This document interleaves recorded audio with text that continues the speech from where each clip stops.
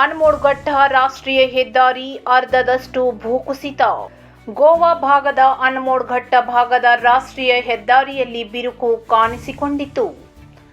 ದೂದ್ ಸಾಗರ್ ಬಳಿ ದೇವಾಲಯದ ಕೆಳಗೆ ರಾಷ್ಟ್ರೀಯ ಹೆದ್ದಾರಿಯಲ್ಲಿ ಒಂದು ಬದಿ ಸುಮಾರು 50 ಮೀಟರ್ನಷ್ಟು ಬಿರುಕು ಬಿದ್ದಿದ್ದ ಪರಿಣಾಮ ಯಾವುದೇ ಕ್ಷಣದಲ್ಲಿ ಈ ಪ್ರದೇಶದಲ್ಲಿ ಭೂಕುಸಿತ ಸಂಭವಿಸುವ ಸಾಧ್ಯತೆ ಇತ್ತು ಎಂಬ ಮಾಹಿತಿಯ ಮೇರೆಗೆ ರಸ್ತೆ ಮಧ್ಯದವರೆಗೆ ಬ್ಯಾರಿಕೇಡ್ಗಳನ್ನು ಅಳವಡಿಸಿ ಸಂಚಾರಕ್ಕೆ ಗೋವಾ ಪೊಲೀಸರು ಅನುವು ಮಾಡಿಕೊಟ್ಟಿದ್ದರು.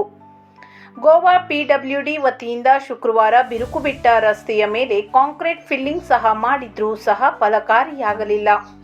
ಕಾಂಕ್ರೀಟ್ ಹಾಕಿದ ಬಳಿಕ ಬ್ಯಾರಿಕೇಡ್, ಪ್ಲಾಸ್ಟಿಕ್ ಕಂಬ ಹಾಗೂ ಟೇಪ್ ಅಳವಡಿಸಿ ಒಂದು ಬದಿಯಿಂದ ಸಂಚಾರ ವ್ಯವಸ್ಥೆ ಮಾಡಿಕೊಟ್ಟಿದ್ದರು. ಗೋವಾದಿಂದ ಕರ್ನಾಟಕಕ್ಕೆ ದಿನಕ್ಕೆ ಸಾವಿರಾರು ಲಘು ಹಾಗೂ ಘನ ವಾಹನಗಳು ಇಲ್ಲಿ ಸಂಚರಿಸುತ್ತವೆ ಎಂದು ಬ್ಯಾರಿಕೇಡ್ ಅಳವಡಿಕೆ ಮಾಡಿದ್ರೂ ಪ್ರಯೋಜನ ಆಗಲಿಲ್ಲ. ಶನಿವಾರ ಬೆಳಿಗ್ಗೆ ಈ ಭಾಗದಲ್ಲಿ ಅರ್ಧ ಹೆದ್ದಾರಿ ನೇರ ಪ್ರಪಾತಕ್ಕೆ ಕುಸಿದು ಬಿದ್ದಿದೆ. ಯಾವುದೇ ಅನಾಹುತ ಕಂಡುಬಂದಿಲ್ಲ. ಸ್ಥಳಕ್ಕೆ ಗೋವಾ ಮತ್ತು ರಾಮನಗರ ಪೊಲೀಸರು ಹಾಗೂ ಪಿಡಬ್ಲ್ಯೂಡಿ ದೌಡಾಯಿಸಿ ಮುಂದಿನ ಕ್ರಮ ಕೈಗೊಂಡಿದ್ದಾರೆ. ರಾಮನಗರ ಹಾಗೂ ಜಗಲ್ಬೇಟ್ದಿಂದ ಗೋವಾಗೆ ಸಂಚರಿಸುವ ವಾಹನಗಳಿಗೆ ಗುಡ್ಡ ಕುಸಿತ ಬಗ್ಗೆ ರಾಮನಗರ ಪೊಲೀಸ್ ಚೆಕ್ಪೋಸ್ಟ್ ಬಳಿ ಮುನ್ನೆಚ್ಚರಿಕೆ ನೀಡುತ್ತಿದ್ದಾರೆ.